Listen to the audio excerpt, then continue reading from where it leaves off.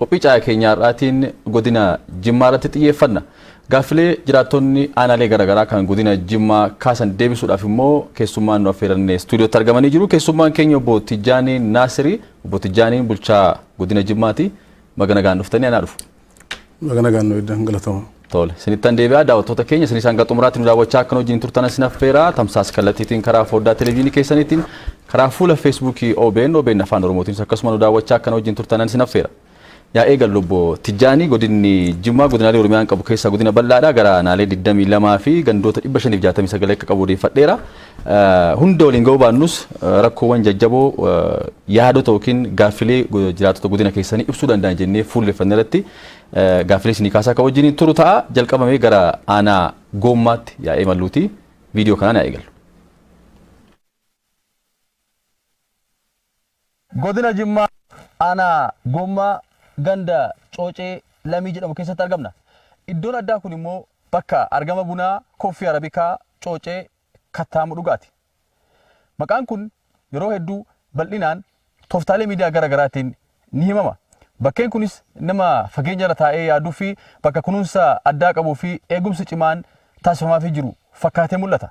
Yaa ta'uti garuu daawwannaa OBN asitti taasiseen waadaawwan bakkee kana misoomsuuf galaman akka hin raawwatamnee fi hawaasni naannoo kanaas kaka'umsuma mataa isaaniitiin qofa naannoo kana eegaa akka jiran kan nu taajjabne. Dhakaan bu'uuraa bakka kanaa akkuma mootummaa federaalaatti mariin gaggeeffamee 1999 caamsaa 24 kaa'ame dhakaan bu'uuraa agartan kun. Isaaniinsaa tokkoffaa ispaaltii of keessaa qabaa. Muuzeemuun kun yeroo isinii qophaa'u. Ispaaltii karaa kana deemu konkolaataa akka feetan baatanii galtan of keessaa qabaa. Karaa amma achii gaatee kiiloomeetirii tokkoon kana galtu cirracha orjinaalii ta'etu afamee bunni kun akka hin buqqaane waa biraan godhamu cirracha orjinaalii ta'e sadarkaa isaa eeggateetu afamee bakka kanatti ol galamee ilaalamaa. Deebi'ee kuni hin dalleeffamaa. Bakki konkolaataan ittiin galu ulaan bakki namni ittiin galu daawwachiisaan eegduun kan kaardii leekutu asirratti qophaa'ee taa'a. Kanaan booda bakka kanarra hin daawwatama malee wanti biraa asitti hojjetamu waan ta'eef kunoo laga malkaa Cooceerra lafa hektaara 10 nuu kennaa jennaan isinitti agarsiisa amma gabbu'e hektaara 10 nuu kennaa jennaan GPS'n dhufee safaramee lagni kun gaddabamee bakka daaktuun addunyaa kana keessaa dhufee daakee biyya kanaa galii buusu ta'a. Loojiin yoo xixiqqaate haala mana citaa fakkaatuun loojii 42 qophaa'a. Diizaanii isaa fidee booddee faranjichi lafa akkasitti naqee nutti agarsiiseera. Malkaa gamanaan immoo gamoo darbii 3 qophaa'a. Kan eegduunsaa fi sadarkaa qajeelaa eeggate keessummoonni alaa yeroo dhufanu konkolaataan jara as dhaabatee luka ofiitiin buna kana keessa deemanii daawwatu malee buna keessa konkolaataan hin naanna'uu nuun jedhan. Kun hunduu qilleensa irratti hafe. Kun hunduu qilleensa irratti hafe ilma koo. Biyyi kun yoo isa dhugaa ta'e akaakuu abaabuu akaakileedhaan gaaraa gad dhufe utuma sanyii bunaa kana eegee seenaa durii jedhee addunyaadhaan geenya jedhu utuma dhumuu dhufee agga'e. Ummata kana utuu akkatti sobamuu ummanni kun utuma sobamuu har'a jechuudha. Fakkeenyaaf waggaa meeqa bara 1991 qabeen halkan hin jedhu guyyaan jedhu bakka kanatti ibsa. Akaakayyuu 7 dhumeen aggayan. Ani duuf ilma kootii utuun seenaa tokko hin buusin. Tole. Waa'een Jimmaa yoo ka'u gara sammuu namaatti wanta dursee dhufu keessaa tokko bunaa iddoon argama bunaa Koffii Arabikaa immoo Jimmaa jedhama biyyis Oromoonis waan kanaan dhaadata. Bakkee kana namni bakka guddaa kennaafi akka waan bakka guddaa keetti yaada. Jiraattonni naannoo sanii namoonni adda durummaan yeroo qorannoo sun gaggeeffamu ibsaa turan maanguddoo nama dhageessan immoo waadaa sobaa ta'ee hafeera qilleensa irratti hafee nuun raawwatamneedha. Maal jettan? Galatooma duraan dursa ani akka carraattan eega waan ta'eef iddoo sana dhaqxanii gaafii uummata Oromoo gaafii uummata godina Jimmaa gaafii aanaa Goommaa addee argama buna coocee kattaa mirgaa jedhamu sana qoqqeessaniif ulfaadhaa galatoomaa dhugaattuu miidiyaan kun miidiyaa uummataa ta'uu isaati. Kanaaf nan beeka bara 1999 naannoo sana hooggansa ta'een jiras waan ta'eef mootummaan naannoo Oromiyaa naannoo sanatti iddoo argama bunaa naannoo sanaan wal fakkaatu ijaaradhee karoorfatee diizaayiniin isaas qophaa'etti galamee ture jechaadha. Jijjiirumsa dura kuni akkuma achirraa amma keekee hin jalqabamne. Maaliif isee dhugaariidha. Naannoo sanatti mootummaa naannoo Oromiyaa ture geessana diizaayiniin dhumee akka godinaattis akka aanaattis itti adeemamaa ture jechaadha. Kanaaf naannoo kanatti maaliif isee ergi gara aanaa sanarratti ture anumtu nan beeka kan hin jedhuuf qabatamaadhaan iddoo argamni bunaa iddoo sana ta'uusaa mirkanaa'ee booda argama bunaa bichittiitu hin ta'in naannoon sun jiin baankii jira. Addunyaa kanarratti yoo bunni badee jedhe buna ziriyyaa gosa adda addaa 4,599 jechaadha. Oromiyaadhaaf seenaadha. Addunyaa kanaaf illee jechaadha. Kanaaf barbaachisummaa isaarratti ergi akka naannootti walii galame diizaayinii isaa qophaa'ee jalqabamuudhaaf ka'ee naannoo sanatti dagatamee jechaadha. Kun gaafiin uummataas gaafii hooggansa naannoo sanaa tures waan ta'eef. Maaliif dagatamee hafe? Egaa dhakaan bu'uuraa kaa'amee egaa mootummaan naannoo xiyyeeffannaa kennee fi pirezidaantiin biyyattii yeroo san jiran dhaqanii ilaalaniiru. Lammiileen qo'attoonni biyya alaa dhufanii achitti sirni adda addaa gaggeeffameera. Maa dagatame?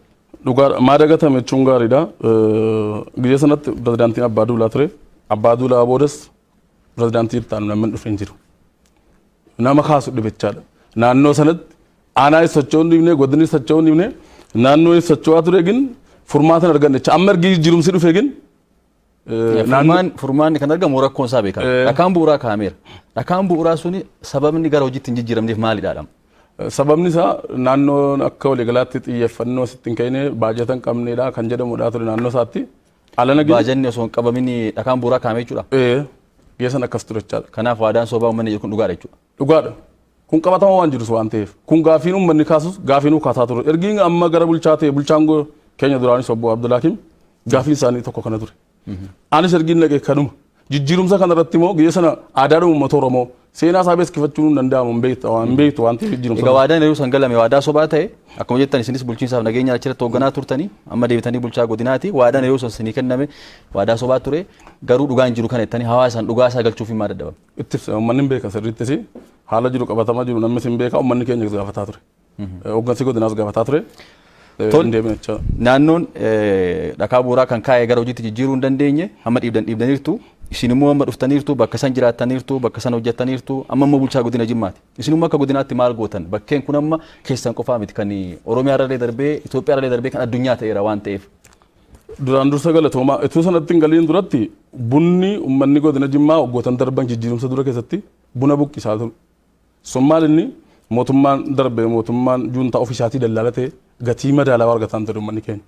Jijjiirumsa booda gin buna faraasillaa tokko hanga 4,000 turgataa biyya alatti geessa nagin 1,000. Gaaffiin koo gatii bunaatii wal qabateeti. Fayyadamummaa bunaatii wal qabatee hojii fakkeenyummaa qabu hojjettaniirtu. Buna amma hawaasni keenya irraa fayyadamaa jiru kana iddoon argamaa isaa achi waan ta'eef bakka san muuzeemii haa ta'u seenaan haa ta'u addunyaa irraa namoonni dhufanii isuma mataa isaa madda turizimii gochaa iddoo sanis egaa amma akkuma agartan daandii isaa keessaa dhoqqeedha naqee argeera daandiin garas nama geessu illee dhoqqeedha. Qotee bulaatu daangaadhuma bunaa san daangaa godhatee buna kana kunuunsaa jira malee waa tokko kan sanirraa hafee xiyyeeffannaa gama keessanii kennamiif hin jiru. Isin maa yaaluu dhabdanii gara aangootti dhuftanii? Galatooma ergi sanaas immoo jijjiirumsi guddaan jira. Pirezidaantiin keenya sagalatooma muummee keenya irraa kaasanii ambaasaaddar Naasiseen akka federaalaattis dhufanii iddoo sanatti yeroo gabaabaa keessatti kan jalqabamuuf furmaata uummataaf illee deebii kan argata ta'uusaa qabatamaattis nuu kaasaniiru. Deebii gaafiin uummataa kun yeroo gabaabaa keessatti kan deebii argatu ta'uusaa. Akkamitti deebifama? Maaltu jira? Maali karooratu jira moo waan eegalametu jira moo ifaa goon? Akka federaalaattis karoorri jira jechaadha. Kanaaf ambaasaaddar Naasiseerraa jammaree itti gaafatamtuu aadaa Oromiyaa naannoo keenya gaafii uummataatis waan ta'eef gara kanaatti dhufanii ilaalanii wanti xumuramee gaafiin uummataa sirriidha waan ta'eef gaafii uummataa bichitii hin ta'in gaafii keenya karaa jedhamu deebisuudhaaf yeroo ammaa keessatti. Yoom eegalamaa yoomitti immoo xumuramee waan amma hawaasni duratti kaasaa ture suni daandiin asfaaltii daandiin keessaa loojiin daangeffamee beeksifamee sadarkaa addunyaarraa immoo namni dhufee bakka argama bunaa kan Oromiyaa kana dhaqee ilaalee madda galii ta'uu waan danda'u yoomitti inni qaban yeroo caayaa itti aanutti immoo simbira dhufuttis deebinee kaasna waan ta'eef dhimma kana. Galatooma isa kana deebiin argatannee nuti kan inni barsantii dhibba isinii kaafnu mootummaa uummataati mootummaa taasise waan ta'eef gaafiin uummanni gaafate mootummaa deebisus waan ta'eef waan waadaa gale waggaa arfan kana keessatti deebii argataa jira jechuudha akka mootummaa keenyaatti. Kanaaf isa kanas specific kan amma bakka makaasaa jiru boota argaa bunaa coocee kanas yeroo gabaabaa yoom jennee haa qaban yeroo gabaabaa sun yoom waggaa tokko moo waggaa lama moo ji'aan taa'uu danda'ama moo yoom yoomi kan jedhu sagantaa taanutti waliin ilaalle kan akka mootummaa naannoo Oromiyaatti akka federaalaattis qabatamee jiru waan ta'eef yeroo gabaabaa keessatti akka deemu immoo barsantii dhibba shakkiin qabu jechaadha. Kanaaf karoorri lafa taa'ee wayiin jiru amma waan naa kaastan kana akka jettanii qaamoleen federaalaa qaamoleen naannootillee waliin maranneera sochiitu jira jettaniif marii san keessatti karoorri bakka kana misoomsu tentaatiivii illee yoo ta'e karoora yeroo illee yoo ta'e hangami jedhamee wanni qabamee jiru wanni hawaasni illee qabachuu qabu. Bara 2015 keessatti deebii argachuu hin danda'adha malee waan amma walumaan laalluudha malee iftaan deebii ajaa kana jennee kan kaasuudhaafis kan wanni guyyaan kana jennee qabachuu dandeenyu jiru yaada isaatu jira jechuudha. Yaada bakka kana misoomsuutu jira. Misoomsuun jira qabatamaan jechuudha. Yaada isaatu jira. Tole mee gara immoo aanaa qarsaatti immoo gara na yaa dhufnuuti viidiyoo taanu kana daawwannee adeemu. Amma isaanii baagum badiin jedhama bichaa bulchiinsa ganda kaarra goraati. Ibsaanii rakkoo ganda kanaa hadda waggaa 5 erga boonii dhufee dhaabate hadda bor jedhanii dhufanii boonii nu dhaabanii baanii isaa kaan immoo booniin kan dhoqqee keessa iyyuu bu'ee biyyoota garagalee caccabee ciisaa jira akka ganda kanaatti jechuudha. Uummata keenyaanii isiniif ibsaa galchina amma jalqabne jedhanii nu haasofsiisanii uummanni keenya itti gammadee mootummaa kana cina isaa dhaabbatee wajjin nutuun dhaabbatu hadda waggaa meeqa waggaa 5 gara waggaa 6 isa kanaaf ibsaan kun utuu galee fi faayidaa halkanii guyyaa uummata keenya tajaajila neetworkiin dhaabbatee jira mana barumsaa sadarkaa tokkoffaa lammaffaa qabna kellaa fayyaa qabna xeenaa xaabiyaa qabna uummata bal'aa tas keessa jira rakkataa dadhabaa waa hunda isaa tas keessa jira kana nu fayyada jenneeti yaannaa. Dhiibbaan buufata fayyaa kanarratti ibsaan dhabamuu isaatirraan ga'e ibsaa maledha buufata fayyaa kanatti kenniinsa tajaajilaa kan raawwannu kutaalee baay'eetti ibsaan hin jiru isuma kanuma furuudhaaf sadarkaa buufata keenyaatti soolaarii illee bitanne duumessi naannoo kanatti hin baay'ata soolaariin halkan nu fayyadu baatirii harka baatiriidhaan kan qabneeti kan deessisnu kutaa kana keessatti kutaan baay'inaan ibsaan kun itti nu barbaachisu kutaan deessuun akkasiitiin kan deessu ibsaa malee jechuudha yookaan baatirii harkaa namni tokko qabee namni tokko deessisa soolaariin waan halkan hin hojjenneef jechaadha guyyaa kana xinnoo duumessi rakkisa waan ta'eef kutaan balaa tasaatis yookaan yaalii tasaatti kennuun kun illee akkuma kana jechuudha. Kutaan laaboraatoorii illee kenniinsa tajaajila laaboraatoorii yennaa ilaalamu yoo ibsaan jiraate kana malee rakkoodha. Deessuunis akkuma kana ifaa dukkana kana keessa deessisneeti yookaan soolaarii harkaa qabannee kenninee fi kutaa sanatti mijeessinee fi iddoo sanatti akkaataa sanaatiin kan deessifamu xinnoo rakkoon ibsaan buufata kanarraan gahee baay'ee ulfaataadha jechuun ni danda'ama. Karaa biraadhaan ibsaan dhabamuunsaa bishaanillee akka nuti dhabnu nu gochiiseera jechaadha. Bishaan maleedha buufati kun kan socho'u haandi paampii raasneeti kan itti fayyadamnu isumaayyuu isheenuu yeroo yerootti miidhamti. Yeroo ittillee bakkeedha harreedhaan baannee dhufnutu jira jechaadha. Inni kun ibsaan otoo jiraateeti asumatti bishaan boollaallee karaa ittiin argannu ni jiraata karaa kanaatiin. Loodiin buufata kanarratti tajaajilamaan yookaan hawaasni naannoo kanatti fayyadamu dhuunfaadhaan ganda sadiidha kan fayyadamu kana jechuun uummata 24,000 fi 600 fi 50 naannoo akkasiiti. Kan asitti tajaajilamu jechuudha. Kana bukkeedhaan gandoonni ollaa aanotiin ollaa jiru aanotii ollaa sanarraa dhufanii kan itti dabalataan kan itti fayyadaman jiru jechaadha. Aanaan asiin limmuun hin daangeessa asiitiin immoo ganduma aanaadhuma keenya keessa ta'ee ganda kombolchaa ni daangeessa. Maannaallee asiinitiin hin daangeessa jechaadha. Kanaaf tajaajilli kun gaafa walitti qabamee dhufu ida'amni isaa kanuma buufata kanaati. Tajaajila kana guutuu ta'e argachuudhaaf immoo ibsaan dirqama hin barbaachisaa. Jiraataan ganda kanaa ganda ollaa sadii ol fakkeenyaaf asii hamma maannaa hamma limmuu hamma qarsaasumee jechuudha magaalattii kanarraa jiraata. Akkasii arsiitti mani barumsaas asirraa haayiskuulii amma sadarkaa 10 amma 11 banachuudhaaf qophiirra jira. Ibsaan kun immoo akkuma isin argartan pooliin kunoo bakka hedduu dhaabateera bara kun waggaa 5 ga'ee dhaabatee jechuudha. Kan isin ajaa'ibsiisu hirmaannaa ummataatiin lafaa ol kaasaniiti kan dhaaban hawaasni kun jechuudha. Egaa hamma kana bara baraan waggaa waggaadhaan akka gaafii tokkotti hudhaa mootummaa ta'ee jira kun. Qaamni wanta kana hordof guutummaan guutuutti gaafii yaada uummataa caasaan gandaa caasaan mootummaa deebii uummataaf deebisuudhaaf waan hudhaa itti ta'ee jiru keessaa tokko. Yeroo pooliin kun dhaabbatu ijoollee wajjin dargaggoo kanaa wajjin hirmaannee hojjenneerra. Kanas hojjechuu hin dandeenye. Fakkeenyaaf hamma yeroo hammaa biyyi kan keenya dhaabbanni adda addaa hojii uumuudhaaf jedhee waan guddaadha wanti yaadaaru kaapitaala gadhiisuudhaaf qophii godhee jira. Fakkeenyaaf dhaabbanni maashinii wanta adda addaa warshaa adda addaa maashinii xixiqqaa hawaasa kana ijoollee dargaggoo hojii biyyi kanaa kennuudhaaf wanti ittiin sochoosan wanti ittiin hojjetan hin jiru. Jereetaraan ammaa bitti ijoolleen fayyadamuu hin dandeenye jechuudha. Kun waan tokko amma taasisuudhaan woofcoon hara fakkeenyaaf baaburri hawaasni maatiin keenya qotee bulaan keenya rakkataara. Faraatillaa tokko birrii 60 rakkataaru fakkeenyaaf yoo fudhanne ilaalla jechuudha baaburan itti irratti jechuudha. Kun silaa furmaata argachuu danda'a. Ana Qarsaa Ganda Kaarraa Goraa jedhamu bakkeen kuni waggaa 5 dura ibsaan sinii galaa jedhamee hawaasni itti himamee gammadee hawwiidhaan eegee magaalaa san keessatti qofa pooliin ibsaan magaru kun dhaabatee bakka ibsaan diraruuf immoo beekamu jidduun sun immoo banaadha waggaa 5 lakkoofseera hawaasni baay'ee sin komateera. Galatama kan ibsara wal qabatee jiru akkuma beekamu akka godina keenyaatti 2006 kaasee 2007 akka godinaatti karoorfamee deemaa ture aanaa 11 keessatti mandaraan kaama waan ta'eef mandara 26 sana keessaa bara 2010 arfan kan sirriitti jira wajjin teenye akka godinaatti jechaadha. Aanaa 5 mandara 10 irratti jechaadha. Akkuma tiraansfoormarii jira akkuma kana waliin teeknee tiraansfoormarii 50 ol akka godina keenyaatti dhiyeessine. Amma rakkoo kan qabu aanaa Qarsaa qaaqee jedhamti mandaratti namaacha nan beeka waan ta'eef itti dhiyeenya iddoo sana dhaqee buufanni fayyaa sagarachaa nu jira. Isinillee dhattanii inuma waadaa galtanii isinii furamaa jettanii deebitanii. Waadaa bichitti itti gaafatamaa ibsaa godina jechaadha. Akka duriitii miti jijjiirumsa booda nu waliin akka hooggansaatti uummataaf gabaasa dhiyeessaa iddoo sanatti dhaqnee xalaa barreessine. Jijjiirama keessas hin deebine dubbii keenya irratti waggaa 5 jechuun jijjiirama kana keessa illee nammataa jechuudha. Kanaaf naannoo sanatti rakkoo uummataa kana baruudhaan itti gaafatamaa ibsaa naannoo sana fudhannee xalaas barreessine yeroo gabaabaa keessatti ibsaa buufanni fayyaa hin qabu waan ta'eef naannoo kanatti yeroo ammaa keessa warra deebii argatu keessaa tokko jechaadha. Sochiin garuu amma qabatamaan nu lafarratti kan agarre magaalaa Sabrootirraa kaasee hanga dhaqee bakka kana gahutti bakka qaaqee yookiin ganda goraa jedhamu kana gahutti homaan jiru mukni elektirikaa jiru lafarra ciisee jira. Haala buufanni fayyaatti jiru agartaniirtu barattoonni madaruun sadarkaa lammaffaa achitti baratan pilaazmaan dhufeera garuu hordofuu hin dandeenye hawaasni baasiidhaaf saaxilamaati kan jiru. Hangana turuunsaa sirrii ture waggaa 5 eegee galame hojiin tokko waggaa 5 guutumaa fudhata furamuudhaaf. Dhugaadha kun gaafii uummataa gaafii fedhii misoomarraa qaburraa kaasee gaafii guddinaa fi irraa qabu kaasee uummanni kaasuun sirriidha. Kaasuu bichitti tun ta'in godina Jimmaa bara kana ergumaan bulchaa ta'e dhaqee gara miiliyoonii 8 ol buufate uummanni fedhii qaba waan ta'eef ibsaa irratti. Kanaaf waggoota darban keessatti maaliif harkifatee ta'u teenya qoran tokkoffaan rakkoo tiraansfoormarii rakkoo poolii ta'uusaa naannoo Laqamteetii fi naannoo iddoo lama bichittiitti akka Oromiyaatti kan inni hojjetamu. Kun immoo yeroo gabaabaa keessatti akka inni deebii argatu. Pooliin garuu suuraa keenya irratti agartaniirtu yoo ta'e hedduun isaa achuma magaalaa san keessa seensa magaalaa Sabroo bakka baay'eetti ciiseera. Inni immoo namuma abbaa qabuun fakkaatu.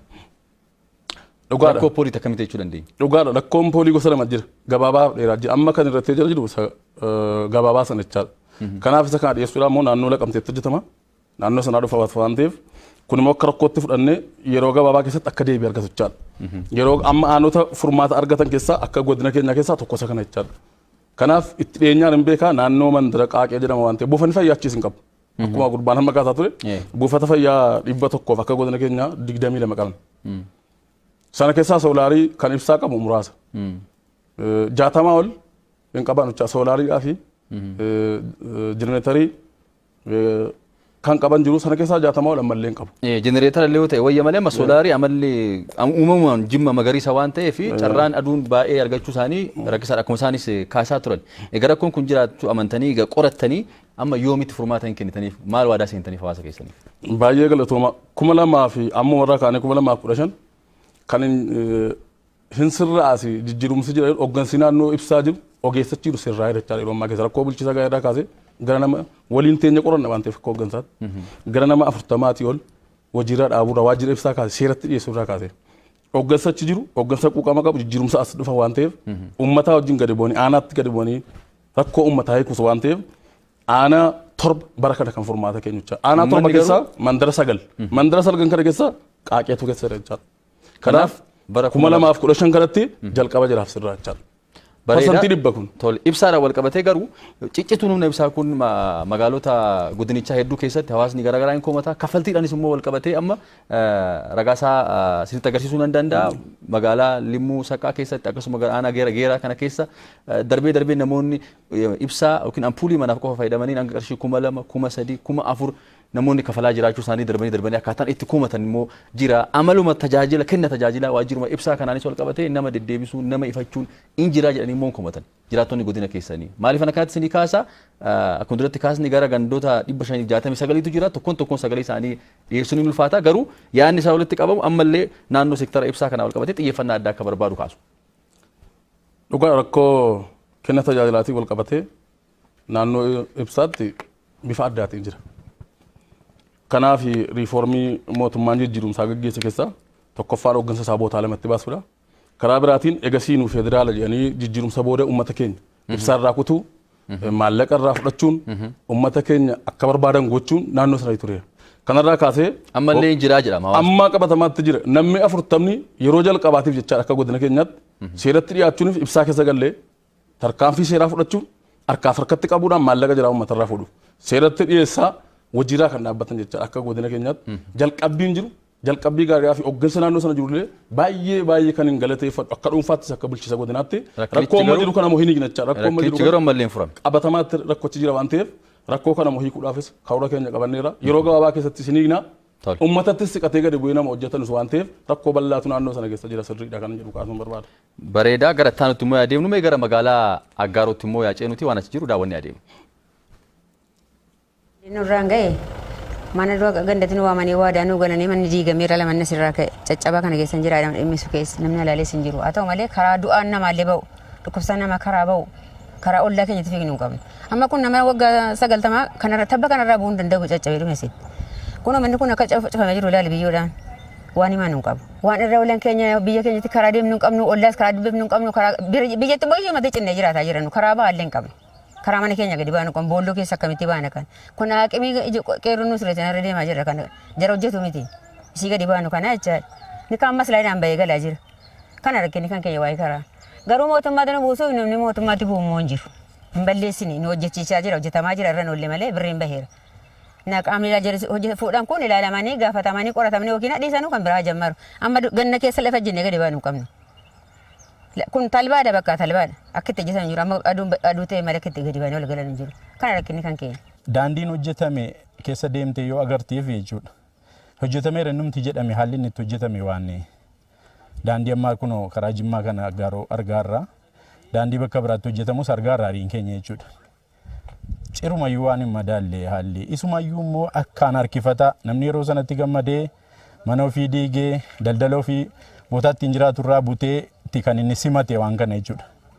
Qixa sanaan hojjetameera yoo ta'e gaafatteen hojjetamne daandii dhugaa dubbachuudha jechuudha.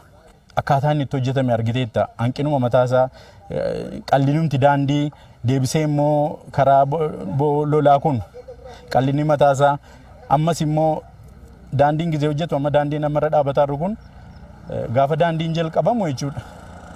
Sararri gidduudha hin hojjetama jechuudha. Magaalaan ammas ga'u miti. Daandii istaandaardii kanaan hojjetame ibsaa sararri ibsaadha galee fi duukaa wajjin waraamaa hojjetamaa dhufa amma yoo ilaalte jechuudha tarii sichi asfaaltii baqaskanii hojjetu ta'ee wanti isaa siin galu jechuudha akkaataan qulqullina isaa akkuma nama tokkotti yoo ilaalu wanti sammuun koo natti himu jechuudha badaa gadi bu'aadha jechuudha kanaaf qaamni dhufee ilaalu sirriitti ilaalee waan kana hoogganamee hojjetamuu qabaasa jedhudha baay'ee harkifate waan ta'eef. Naziif Maammadameen jedhama. Bulchiinsa magaalaa Aggaarotti kantiibaa ji'a 8 kana keessatti yeroo 8 ol jara sana waamee qoradheera. Kanan qorachuun qabne waamee qoradheera. Maaliif hawaasaaf tajaajila kennuu hin dandeenye. Hawaasni kun mana 600 olii kan diigne daandii asfaaltii daariirra. Yeroo diignu beenyaan hin kaffalamneef beenyaan nu kaffalamu asfaaltiin hojjetamudha jedheeti hawaasni kun hawaasa baay'ee galateeffatamudha. Hadda irratti garuu asfaaltichi hojjetamee dhumne karaa balbala mana sarraa gadi ba'ee ol galuudhaa fi boolloo ta'e namni hedduun isatti caccabeera. Sanaafis itti gaafatamuu qabu. Maaliif yeroo itti hojjetee xumuruu qaba kontiraaktarii tokko. Kontiraaktarri akka kanaa Oromiyaa keessatti hojjechuu hin qabu. Yeroo 8 ol kanan qoradhe boriin xumurraa iftaaniin xumurra jedhu. Innumti jarra hojjetan immoo amma duuba sanarra deemtanii ilaaluu dandeessu qulqullina hin qabu. Kanaaf hawaasni magaalaa Aggaaroo baay'ee sababa daandiin kun harkifatee fi itti fayyadamummaa tun ta'in gadi bahee ol galuudhaa fi boolla sababa daandiitiif qotame balbala kanarraa amma kan argitan kuni namootni gurguddoon maanguddoon gadi baanee ol galuu hin dandeenye itti miidhamanii rammidan miilli itti cabeera. Yaada jiraattonni magaalaa Aggaaroo asfaaltii keessaatti irratti kaasan kan daawwannee itti deebinee yaadni jiraattonnis kantiibaa magaalichaatti illee kaasan wal fakkaataadha. Kantiibaa magaalichaa yeroo 8 ol dhaabbata kana yaamee qoratee sirreessuu hin dandeenye isinitti ol dabarseera. Yeroon kontiraataa kennamee fi yeroon sun keessatti xumuruun dadhabame ammas jiini 9 kennamee fi san keessattis xumuruun dadhabameera. Magaalaan humna kiyyaa olii jedhee isitti dabarfateera. Isinoo maal gootan? Galatooma waa'een asfaaltii Aggaarootitu galin uummata naannoo sanaa galateeffachuun barbaada maaliif fedhii misoomaa qaba. Fedhii misoomaaf jettiitu hin ta'in maallaqa ofii buusee asfaaltiin amma danda'aminuuf hojjetamu nama maallaqa mana isaatii baasuudha. Kanaaf asfaaltiin bara 2010 kenname. Bara 2013 xumurama. Har'a maalirra jirra? Kanarraa kaasee akkuma kantiibaan fi uummanni naannoo sanaa kaase fedhiirraa kaasee bulchiifni magaalaa mana 600 ol tolle jechaadha. Sana malee bootaa ashawaan ni baafatu qopheessuurraa kaasee yoo xiqqaate bulchiifni magaalaa hojii biraa kan hojjechuu danda'u dhiisee maallaqa isaa miiliyoonii 10 ol jechaa kan inni kontiraaktara kana deeggare. Inni kun akka jiruun fedhii misoomaa qabaachuudha. Haa ta'u malee naannoo kanatti abbaa taayitaa daandii mootummaan naannoo keenyaas xiyyeeffannoo guddaatti kenne abbaa taayitaa daandii ittaantuu pirezidaantii turte caaltuun naannoo sanatti yaame bulchaa keenya duraaniitii wajjiniin gadi bu'amee ta'amee yeroo gabaabaan kennamee fi akka inni xumuruchaa humna sin qabu dandeettii sin qabu kontiraaktarri kun jechaadha bu'uura mornaa dogongora waan ta'eef haa ta'u malee kanaaf egaa humna sin qabaanne egaa dandeettii sin qabaanne waggaa 3 fi 9 guutumaa badaddan gaariidha. Kanaaf maaliif ture isa jedhu burumarraa tokkoffaan abbaan taayitaa daandii Oromiyaas naannoo isaatti affeerre dhuftee irratti argamte guyyaa 500 kennameef guyyaattichaadha. Sana biraanis gara miiliyoonii 20 ol liqii deebisanii kennanii fi akka inni xumuruudhaaf jechaadha. Namni kun sana bichitti miti. Mannaaraa magaalaa Jimmaallee yeroo ammaa keessatti akkuma kanisa kana kan tursiise jechaadha. Kanaaf bulchiisa magaalaatii wajjin dubbannee walitti qabu bichitii hin ta'in tarkaanfii illee fudhataa deemaa ture namticha kana bu'aa buusuus hin dandeenye jechaadha. Kanaaf tarkaanfii maal fudhatan? Fakkeenyaaf tarkaanfiin kan fudhatamu akka ogummaattis of eeggannoo barreeffamarraa kaasee dhimmichi kun yeroo 2-3 ol abbaan taayitaa daandii naannoo nus immoo yeroo anumti orgiin bulchaa ta'e waggaa tokko amma guutaan jira. Jee 2-3 ol xalayaa barreessanii jechaadha. Sin xalayaa barreessitanii kantiibaan magaalaa xalayaa barreessee abbaan taayitaa daandiiwwanii xalayaa barreessee fooyya'uu hin dandeenye kontiraaktarri kun humna keessanii ol ta'eeti moo maalidha sababni isaa? Baay'ee gaariidha. Kontiraaktarri kun akkuma amma jedhamu dhugaa dubbannes waan ta'eef kontiraaktarri kun sadarkaa naannootti kan inni dorgomu. Akka naannoo keenyaatti kan nurraa eegamu kan nu goonu tokko uummanni naannoo sana akka inni fedhii horatu qabeenya isaa akka inni kaafatu tuubeenyaa fudhatin akka godinaattis akka magaalaattis gaheen guddaan karaa biraatiin waan isa barbaachisu jechaadha karaa akka bulchiisaatti waa hunda gooneera. Sana bira darbee maallaqa kana hunda kennameef bulchiisni magaalaa misooma biraa dhiisee miiliyoonii 10 ol kenneefi maallaqni illee bootaa jara shawaa ta'u isa kana kaffale jechaadha. Mana 600 ol bulchiifni magaalaa dhiise. Haa ta'u malee xumuruu hin dandeenye. Amma yeroo gabaabaa keessatti akka inni xumuruuf bara kana keessachaadha. Parsantii 40 ture. Bara 2014 amma parsantii 60 ga'e jechaadha asfaaltiin kun. Kun maal inni yeroo gabaa keessatti turretti garuu sochii wayituu mul'achaa kan jire kan ergi dhaabbatee dhaabbachuu isaati kanumti hojjetamee immoo qulqullina qabu jedha hawaasni. Dhugaadha. Isa kanaafis irra deebi'amee maallaqa akka abbaan taayitaa daandii birrii kan hunda liqeesseef. Akkam ta'a daandiin asfaaltii kana dura ijaarame gara rakkoo qulqullinaa qabaatee diigameeti ijaaramamoo akkam ta'a? Akka inni sirreessu kallattii kaa'aniiru. Rakkoo maallaqaatii fi rakkoo haala amma waliigalaatiis kaafatennaan miiliyoonii 20 kennaniif jechaadha. Kun immoo furmaata kaa'aa waan ta'eef bareen gaddaa parsantii 40 ture yeroo ammaa keessatti parsantii 60 ga'e jechaadha. Amma abdii qabna akka inni hojjetee xumuru parsantii 100 yeroon isaa yoo dabarfates akka inni xumuru yeroon isaa already ji'a 9 kana booda darbeeti kan jiru isin kallattiidhaan aangoo kontiraaktara kana jijjiiruu yookiin achirraa kaasuun qabdanii garuu immoo abbaa taayitaa daandiiwwanii tarkaanfii fudhatee tarkaanfii sirreeffamaa fudhatee daandiin kun sirnaan yeroo jedhame keessatti tajaajila uummataatiif akka oolu gochuun hin danda'ama ture. Amma furmaan yookiin kallattiin kaa'amee fi wanni uummanni akka amaanaatti yookiin akka waadaatti isin irraa fudhatu maali? Baay'ee galatoomaa isa waggoota darbeen keessatti yeroo kaa'ametti xumuruu dhabuunsaa akka rakkootti ilaalleera. Amma giin kan nu godhaaru halkanii guyyaa hordofaa jira jecha ana dabalatee iddoo isaa dhaqnee ilaalla meeshaas galchateera waan isa barbaachisu jechaadha. Namni kun yeroo gabaabaa amma kaa'ame keessatti maallaqa argateera waan ta'eef gara dhaabbanne akka fixu kaasuun barbaada walii galata. Yoomittiin xumurama jennee haa qabannu. Silaa amma waan yeroo kontiraataa fudhates irra darbeera jiini sagalis dabalamee fi hin xumurre hawaasni akkuma kantiibaanis jiraattonnis kaasanii rakkachaati jira bahee galuudhaaf ollaa gahuu hin dandeenye gannatti deemamaa jira. Yoom jennee haa qabannu. Isa kanaaf egaa parsantii 40 isaa fi akka walii galaatti walaallee jennu 2015 ilma fixaa parsantii 100 inni keenya jechaadha. Akkaataadhuma walii galtee kaa'ame guyyaan 500 kennameeraa fixuu hin dandeenye. Ammas immoo abbaa taayitaa daandii yeroo lammaffaadhaaf ammas dhufaa jirti waan ta'eef isa kana 100% finnettee isinis kan waadaanuu galte ta'uusiiti. 2015 parsantii 100 xumuramaa jedhetan kaasuu danda'a. Tole 2015 keessa. 2015. Galatoomaa daawwattoota keenya qophii caayaatti kan daawwachaa jirtanii godina Jimmaa irratti fuulleffanneerra hardhaa fi meemmoo kenni tajaajilaa waajjiraalee mootummaa keessatti maal fakkaata kan jedhu aanaalee muraasaa fi sadarkaa godinaatti immoo waan taajjabne daawwannee deemna.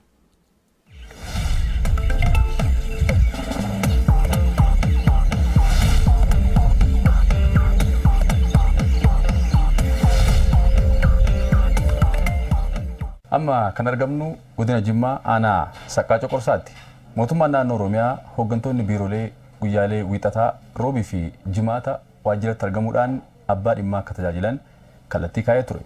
Yaa ta'uti garuu amma kan itti argamnu waajjira bishaanii fi enerjii aanaa Saqqaa Coqorsaatti teessoon kun teessoo itti gaafatamaa waajjira kanaati. Guyyaan isaa wiixataa abbaa dhimmaa tajaajiluuf garuu isaan waajjira keessa hin jiran.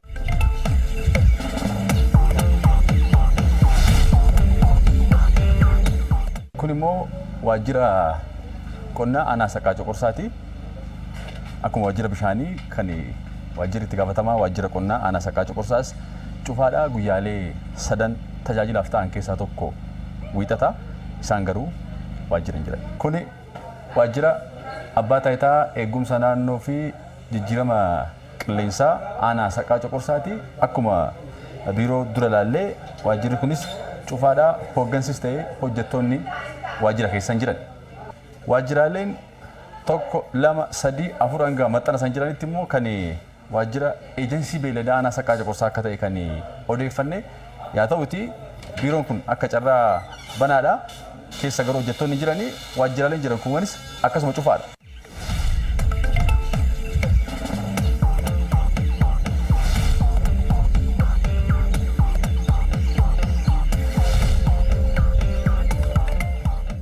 Guyyaa wiixataa amma sa'aatiin isaa guyyaa keessaa sa'aatii 10 waajjiraaleen asii kaasee hanga maxxana sanaatti cufaa agartan. Hundi isaaniitu kan waajjira barnootaa aanaa Saqqaa Coqorsaati. Hojjettoonni waajjiraalee kanneen hunda keessa hojjetan waajjiratti hin argaman. Namoonni muraasni argannee dubbisne immoo hojjettoonni as keessa hojjetan gara nama 19 akka ta'an nu kaasanii eessa dhaqanii jennee yoo gaafannu 19 isaaniitu dirree deemanii deebii jedhu arganne.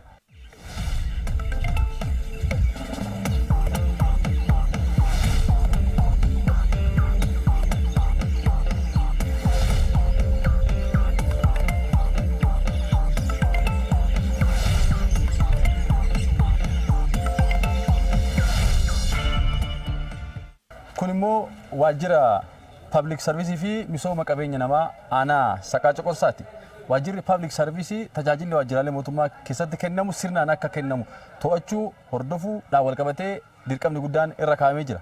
Yaa ta'uti hojjettoota gara 18 waajjira kana keessatti hojjetan keessaa nu waajjiratti argamne kan arganne hojjettoota 7 qofa. Kana jechuun naannoon hojjettoota 11 waajjira keessa hin jiranii jechuudha. Kana qofaa miti galmee kanarratti immoo abbaan dhimmaa yookiin maamilli yaada kan isaaniif kenne yeroon xumuraa jechuudha.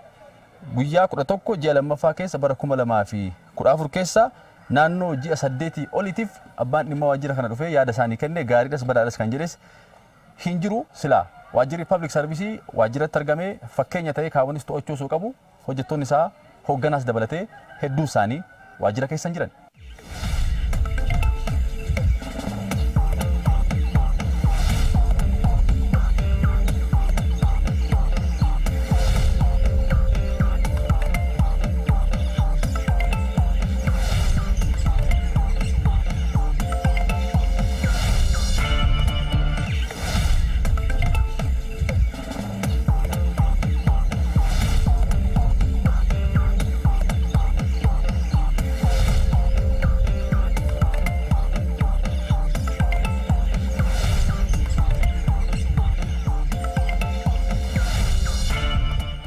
Kun immoo waajjira lafaa godina Jimmaati.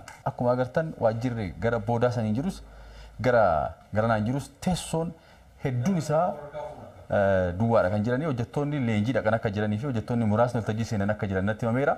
Kana irratti garuu teessoo baay'een isaanii duwwaa ta'aniiti kan taajjabne sa'aatiin immoo sa'aatii hojii mootummaati.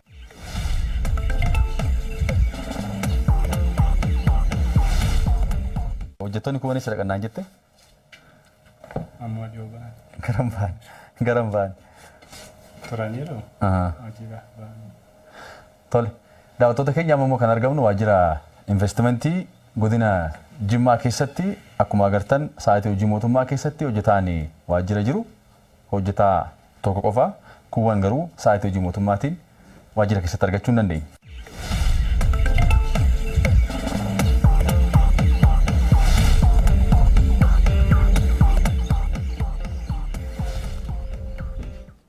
Kenni tajaajilaa waajjiraalee keessan keessatti maal fakkaataa kan jedhu taajjabuudhaaf tattaaffii taasifnee waa lama kan agarre. Tokkoffaa kallattii mootummaan naannoo Oromiyaa kaa'een hooggansi waajjiraalee guyyaa wiixataa baay'een isaanii waajjiratti argamanii abbaa dhimmaa tajaajiluuf akka hin argamne ilaalleerra. Kallattiin kun akkamitti simbirratti hojiirra oolaa jira? Galatooma duraan dursa akka paartii keenya yaa'ii paartii irratti rakkoon uummataa inni komiin guddaan rakkoo kenna tajaajilaati. Rakkoon qaala'insa jireenyaa, rakkoon nageenyaa keessattuu hooggansaa wal qabatee jiru. Ogeessaa wal qabatee jiru.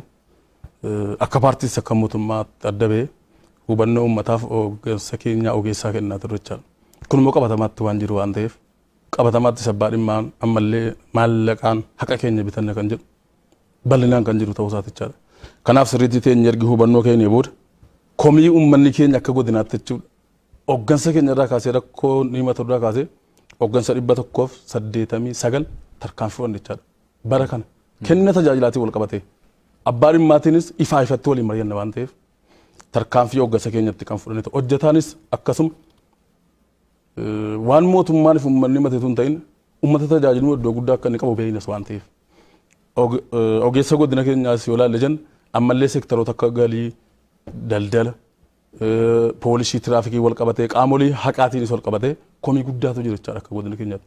Kanas teenye seeraan ogeessa rakkoo qabu ogeessa 2155 irratti tarkaanfii seeratti dhiyeessu mindaarraa kutu wajiiraa dhaabuchaadha.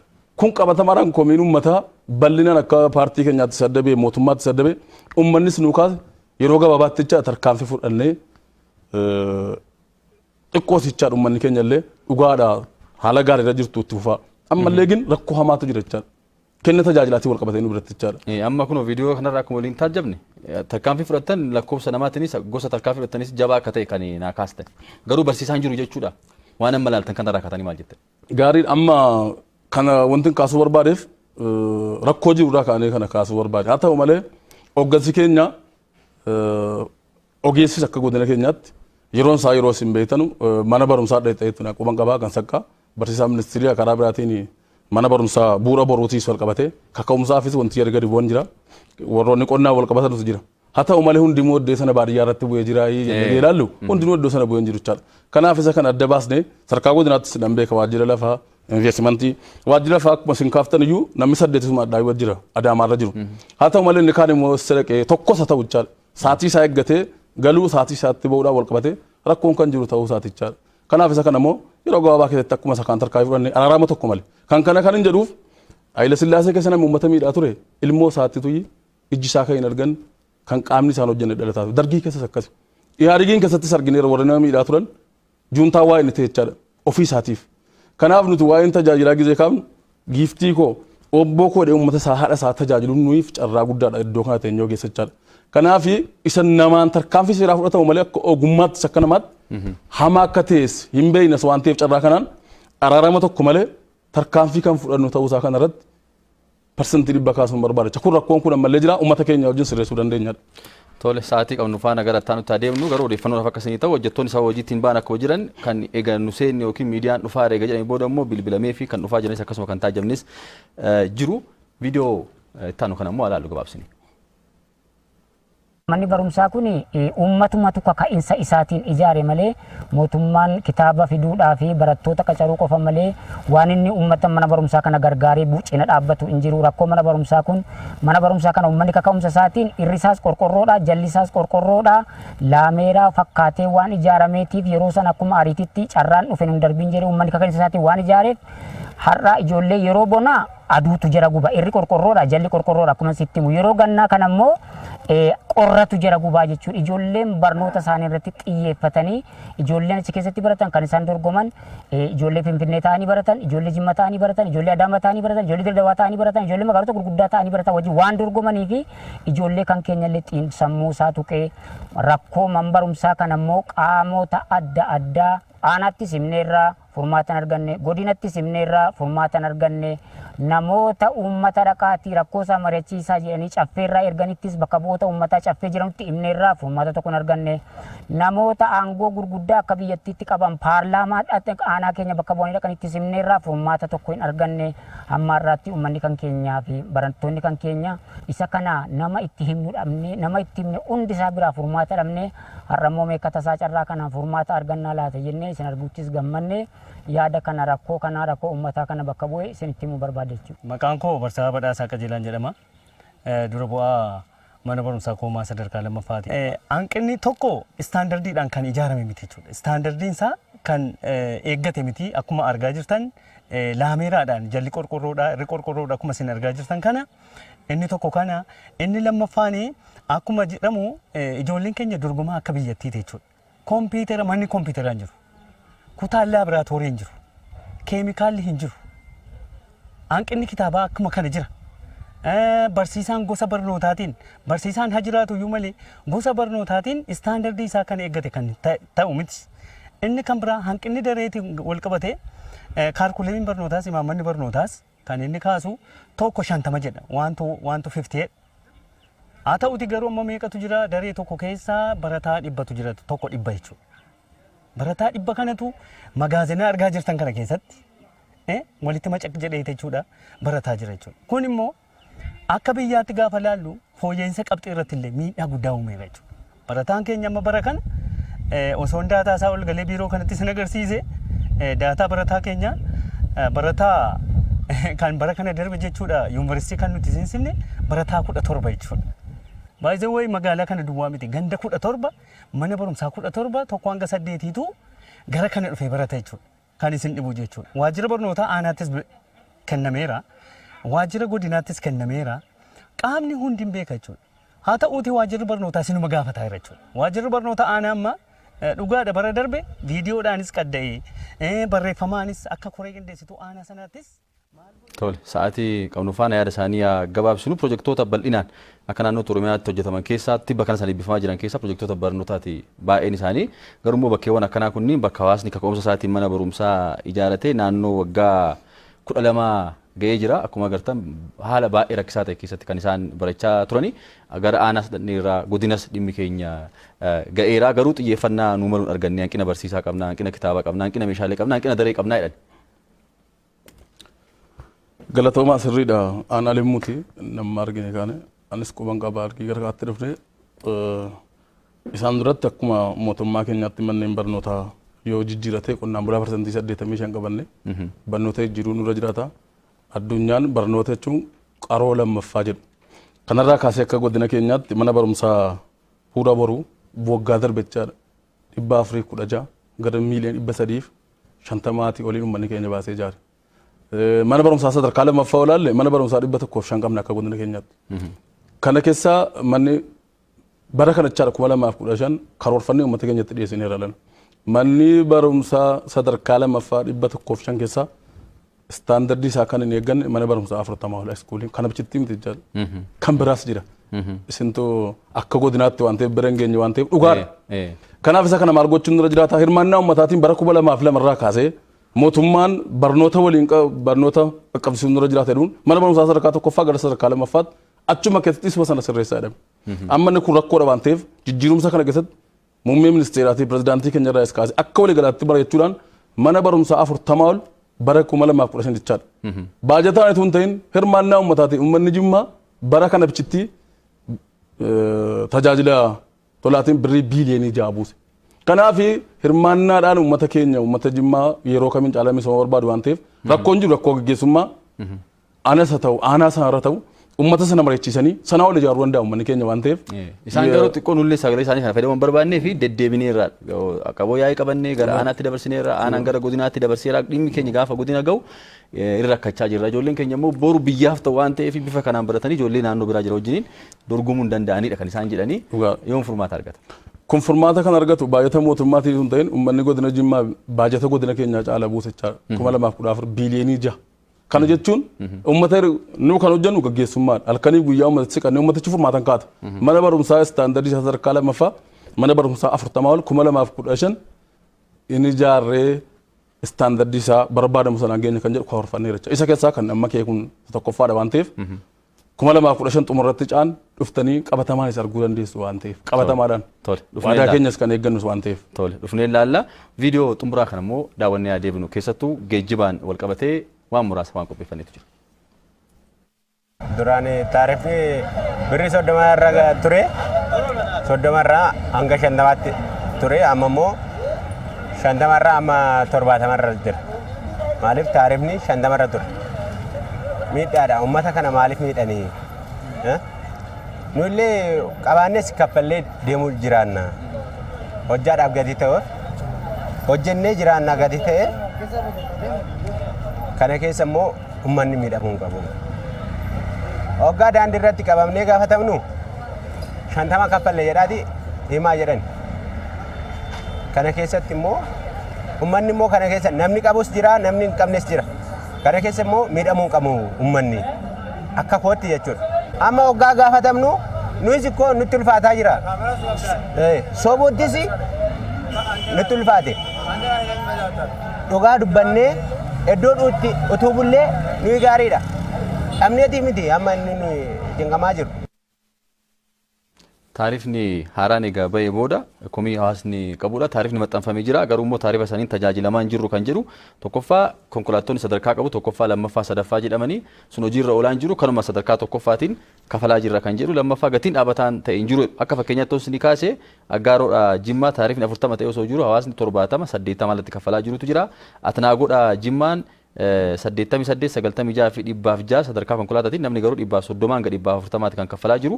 Akkasuma limmuu kossaa kan Jimma dhaqusi namni yoo dhufu 80 yoo deebi'u 100 haala kanaan rakkachaatii jirra deddeebi'aa jirra kan isaan jedhanii baay'een isaanii immoo tarii yoo deddeebinu nu rakkisuudha waan ta'eef yaada isinii kennuuf nutti rakkataa jedhanii kan nu kaasan jiru.